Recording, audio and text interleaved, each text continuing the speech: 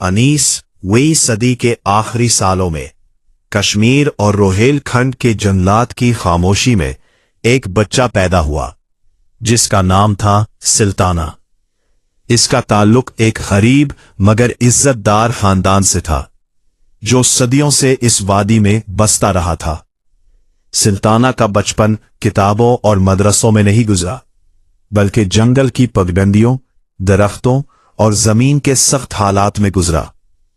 इसके निसाब में भूख, जिल्लत, जुल्म और बगावत शामिल थी।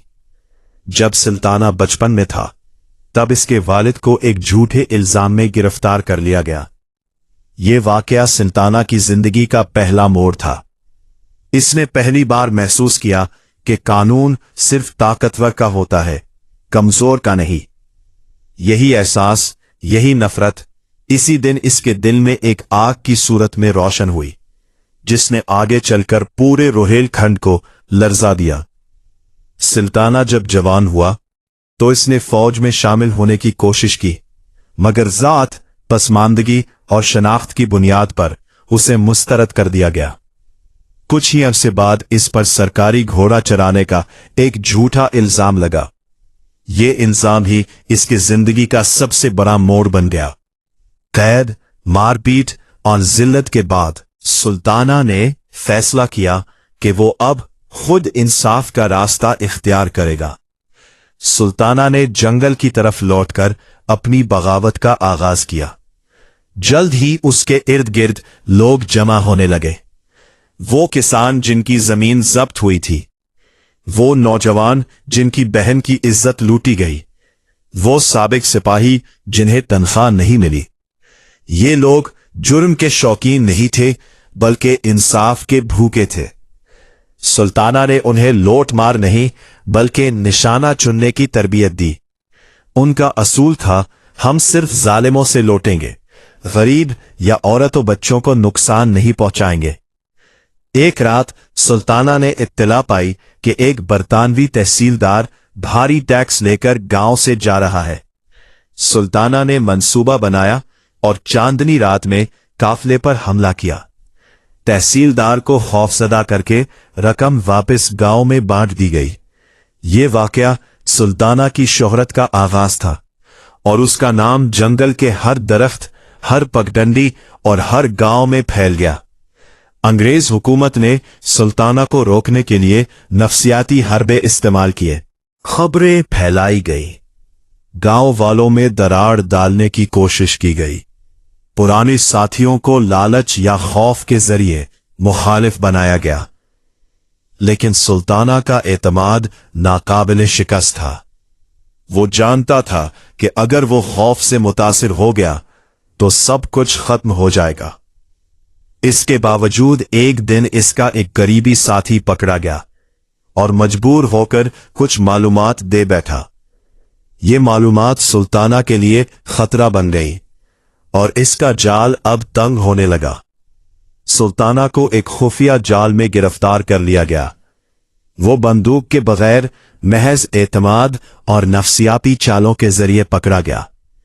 अदालत में इसके खिलाफ झूठे और कमजोर सबूत पेश किए गए, लेकिन सुल्ताना ने अपने मौकिफ पर कायम रहते हुए कहा, मैंने बंदूक इसलिए उठाई क्योंकि मेरा कानून, मेरा हक और इंसाफ पहले ही मरा हुआ था।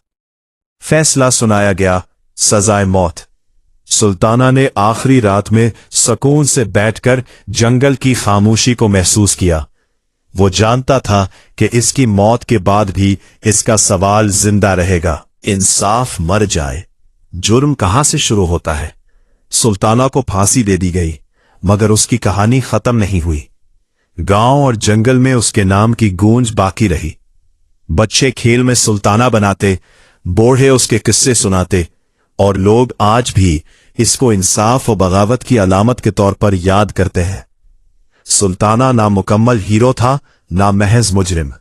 वो एक नतीजा था, जुल्म और नाइंसाफी के निजाम का आईना और एक ऐसा सवाल जिस पर आज भी गौर किया जाता है। सुल्ताना ने दावा किया कि उसने कभी किसी का कत्ल नहीं किया, हालांकि आखिरकार उस पर गांव के एक सरदार मखिया के कत्ल का इल्जाम लगाया गया। उसने अपने आप को महाराणा प्रताप के जानशीन के तौर पर देखा और अपने घोड़े का नाम चेतक रखा।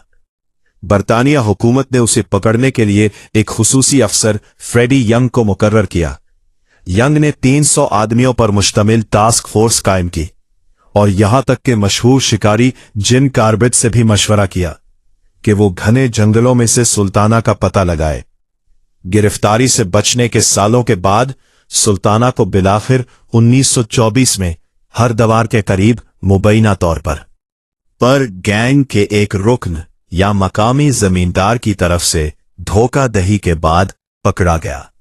जिम कार्बेट आदमखोरों के शिकार के लिए मशहूर था।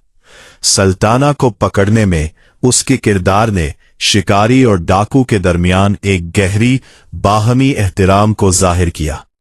कार्बेट ने दावा किया कि सुल्ताना ने एक बार उस वक्त अपनी जान बचाई जब उसके पास एक अफसानवी शिकारी था। उसके बरक्स कार्बेट ने मुबैना तौर पर ताक़ुब के दौरान सुल्ताना की पगडंडी से हटकर पुलिस टास्क फोर्स को बताया कि उसने एहसान वापस करने के लिए खुशबू खो दी है। India's robin hood.